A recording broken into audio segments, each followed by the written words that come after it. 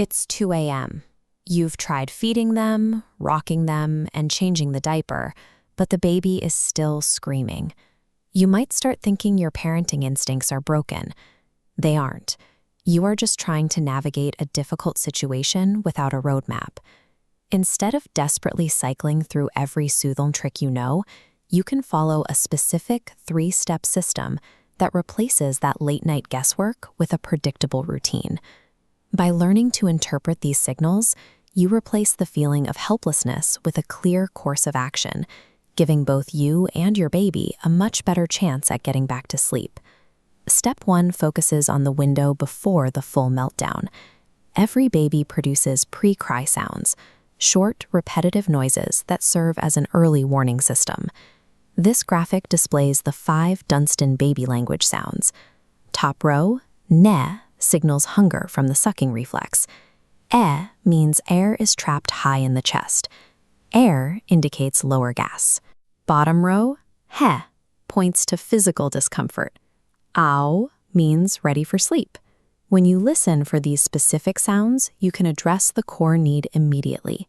This prevents the baby from getting so worked up that they struggle to latch or refuse to settle down. If you miss those early sounds and the crying is already in full swing, you move to step 2, the 60-second physical checklist. First, check for hunger by looking for the rooting reflex. The baby turns their head and opens their mouth when their cheek is brushed. Next, feel the outside of the diaper for bulk or abnormal warmth to see if it needs a change. Then you check their temperature. A common error here is touching the baby's hands or feet. A newborn's circulation is still developing, so their extremities are naturally cold even when their core is perfectly warm. To get an accurate read, place your hand on the nape of their neck or their upper chest. If the skin feels hot and sweaty, remove a layer. If it feels cold, add one. Finally, check for gas. Lay the baby flat and gently move their legs back and forth toward their tummy in a bicycle pedaling motion. This helps release trapped air in the lower abdomen. Running through this physical checklist sequentially ensures that all of the baby's basic physical needs are met before you try anything else. Sometimes the checklist is completely clear, but the baby keeps crying. This brings us to a developmental phase known as purple crying, where babies cry for extended periods for no fixable medical reason. Instead of trying to fix a physical problem, the goal during this phase is to trigger the baby's innate womb reflex using the 5S method. The first S is swaddle. To protect joint development, the wrap must remain loose at the hips, allowing the legs to bend like a frog.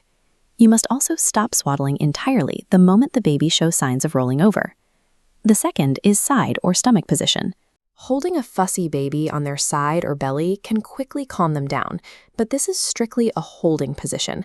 Babies must always be placed on their backs for actual sleep. The third S is shush. The inside of the womb is incredibly loud. Using a constant white noise source mimics that rushing environment, which helps the baby feel secure. To protect their hearing, there are strict safety limits. Never exceed 50 decibels and place the machine at least 2 meters from the crib. The final 2 steps are swing, using fast, tiny 1-inch jiggles rather than wide rocks, and suck, offering a pacifier to lower their heart rate. Layering these 5 techniques together closely simulates the sensory experience of the womb, effectively overriding the baby's panic response.